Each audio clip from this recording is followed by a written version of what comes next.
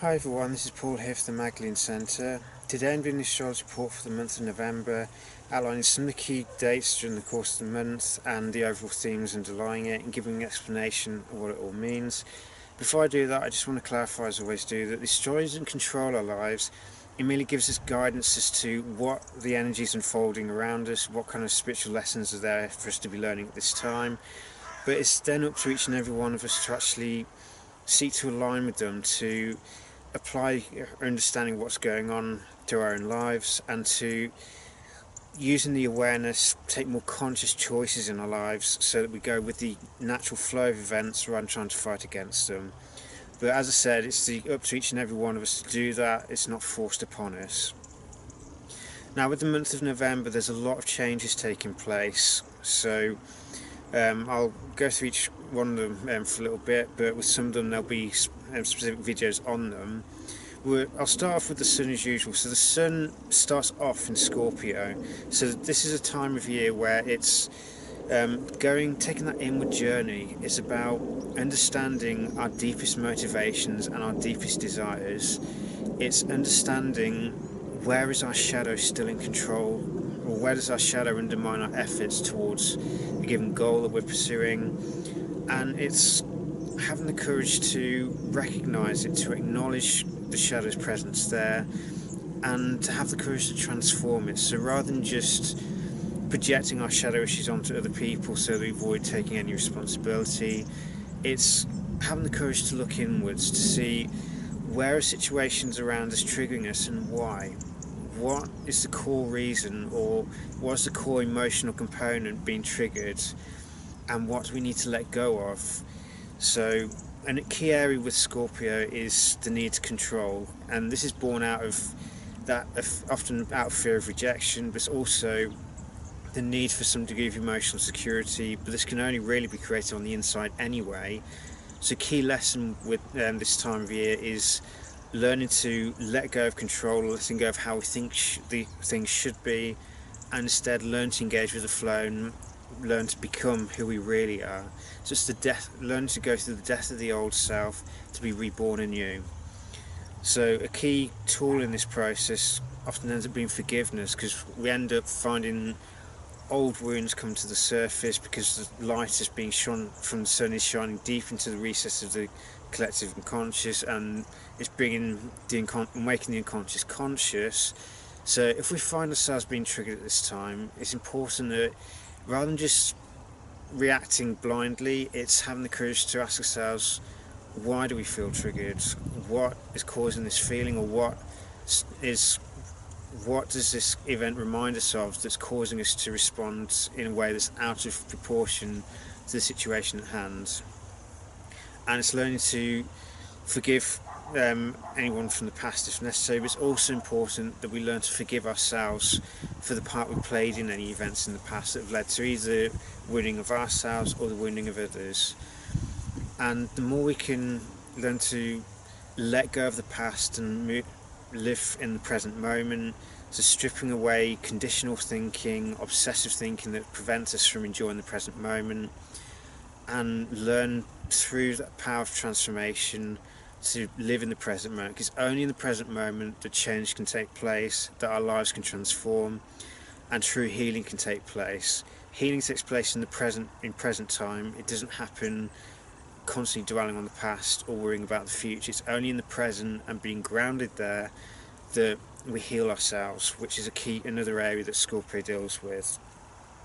This all changes on the 22nd of November when the sun moves into Sagittarius. So this is like a period of rebirth as we move into Sagittarius. It's the reunifications, because Scorpio polarizes different elements of the psyche in order to purge the old. Sagittarius is then weaving all the different strands that we've purified back into a cohesive whole. It's about developing that worldview that honours our own personal experiences, it seeks to understand the meaning behind things, and seeks to expand our perception of self beyond just the limited ego.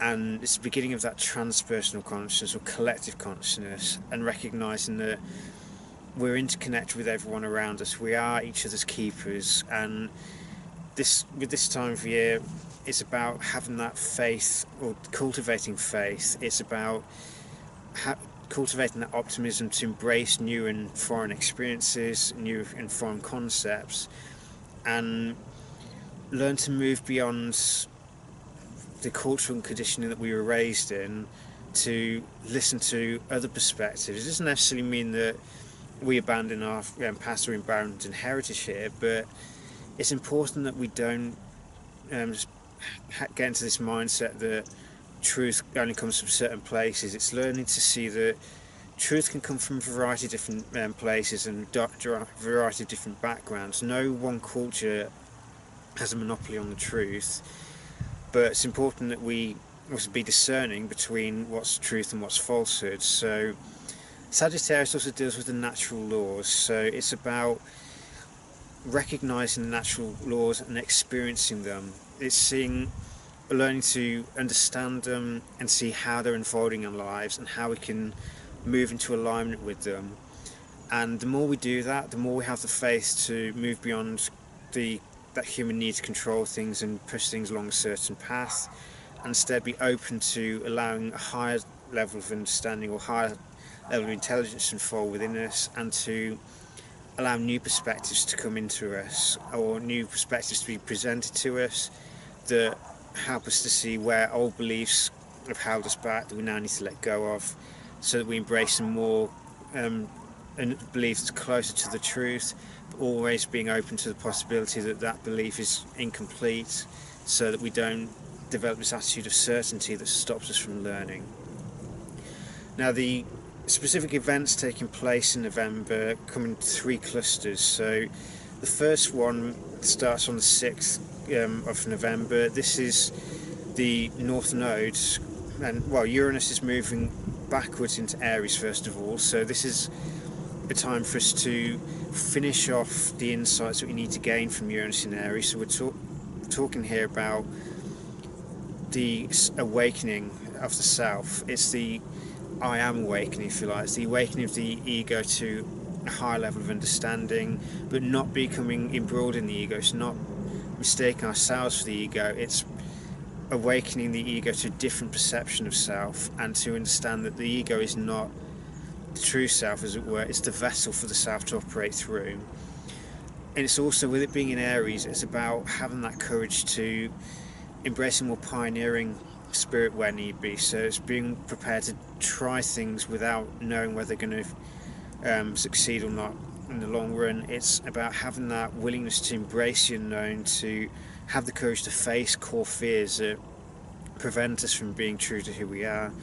And it's about being willing to embrace change, to transform who we are in order to facilitate transformation collectively. Because the whole as within, so without. If we're not prepared to change ourselves, how can we realistically expect society to change?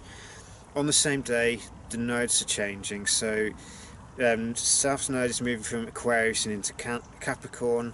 North Node is moving from Leo into Cancer. So what we're talking about here is a new 18-month lesson starting from the 6th.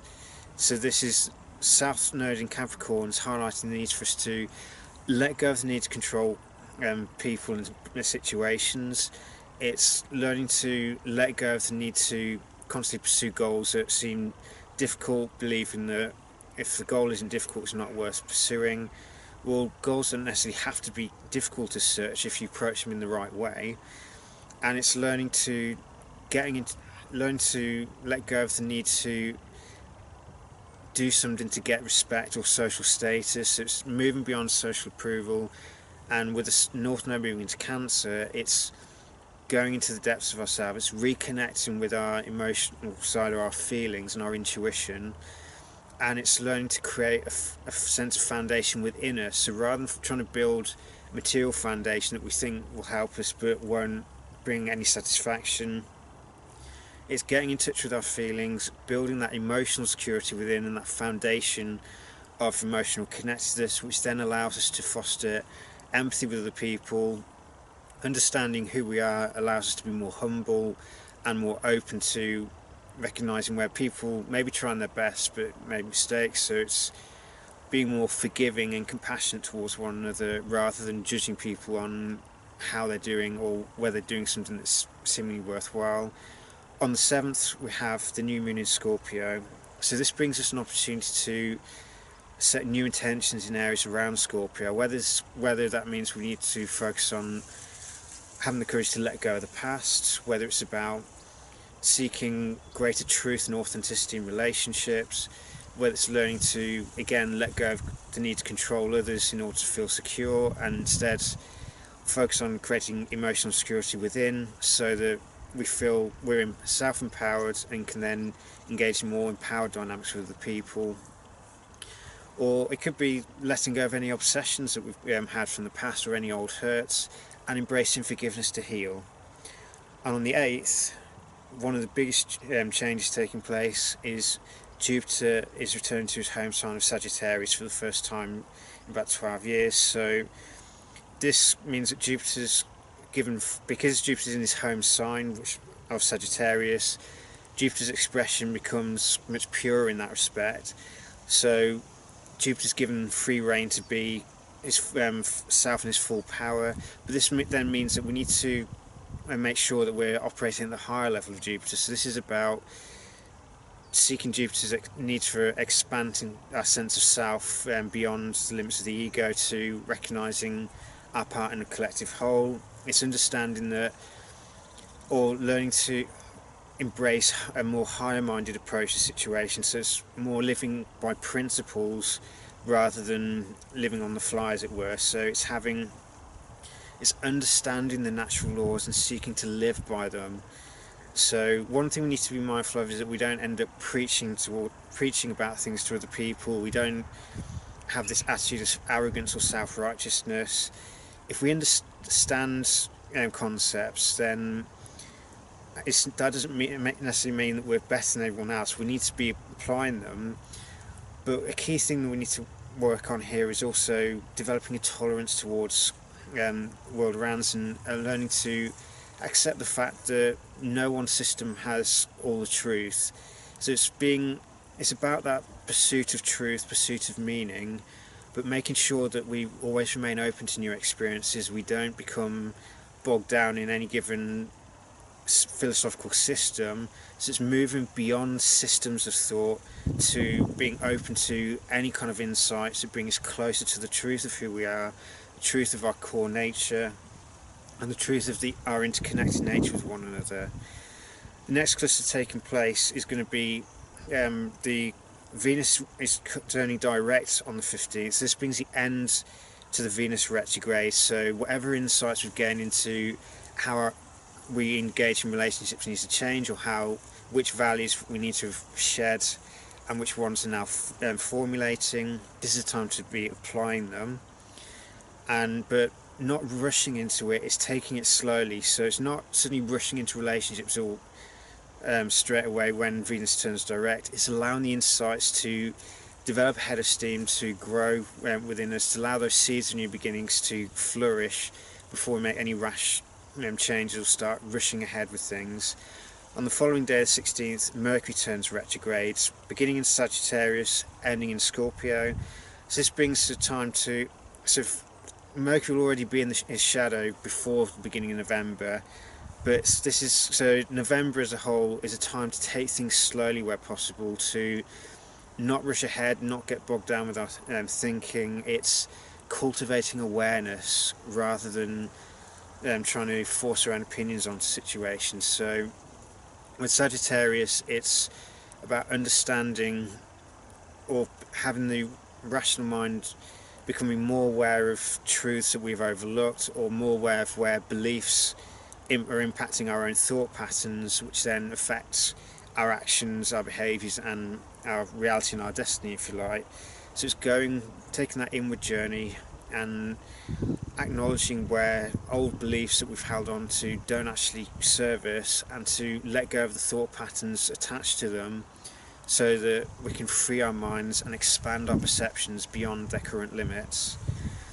And the next cluster of events is going to start with the Sun moving into Sagittarius on the 22nd, which I've already covered.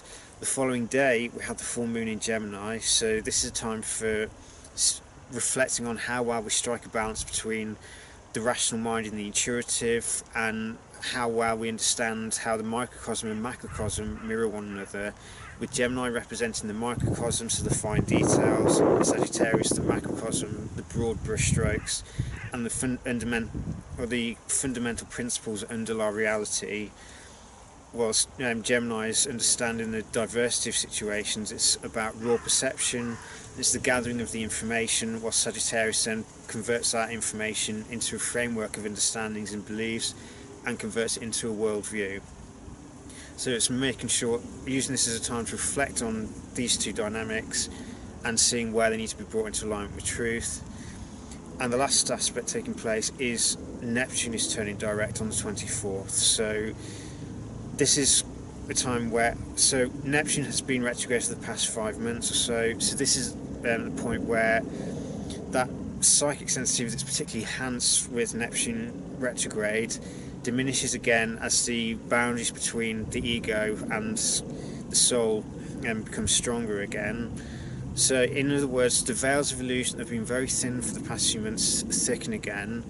So it's important that we use the period whilst Neptune's retrograde to allow old perceptions or old layers of the self to be dissolved away, so we move closer and closer to our core essence, that soul self. And in the process we need to make sure we are always focused on learning to become more compassionate, more empathetic, and learn to trust psychic senses. So when we have intuition coming through, to have the courage to pursue it rather than questioning it or overriding it with logic.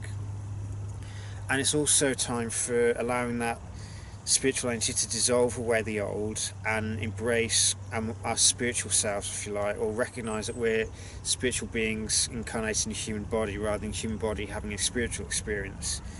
So with Neptune turning direct, it's then applying what we learn during the retrograde to our lives going forward, so we don't lose track of the compassion that we developed. We don't just let it drop off to one side. Whatever we learned in the past 5 months, we review it, we apply it, and we move on, as it were.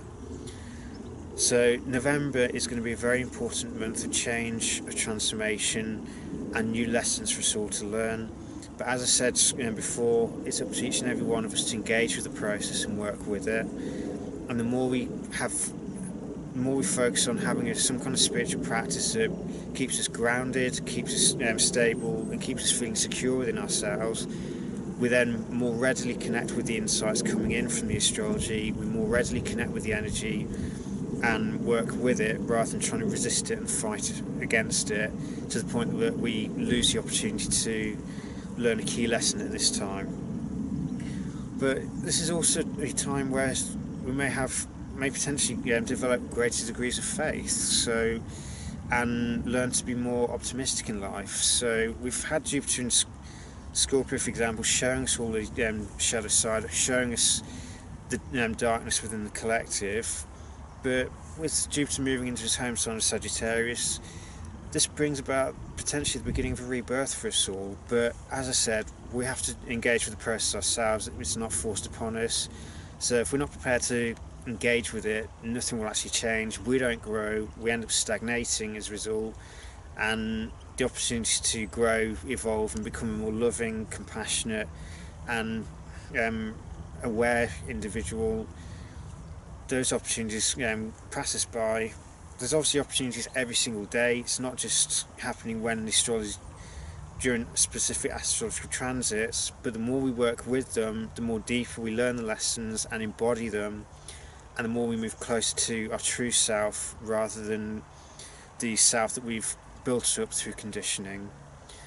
So that's the useful guide for November. There's a lot taking place and a lot of changes, but also a huge opportunity for us to transform, for us to go through rebirth, to let go of the old and start learning a new way of being that's more hopeful, that's more optimistic, and it's more aligned with natural law rather than with necessarily philosophical systems that's moving beyond attachment to any one way of thinking and being open to truth coming in from any particular direction. As long as it's truth and not some kind of limiting belief, then it's important that we embrace it, we accept it, and we seek to apply it in our lives so we move closer and closer to truth and closer to love.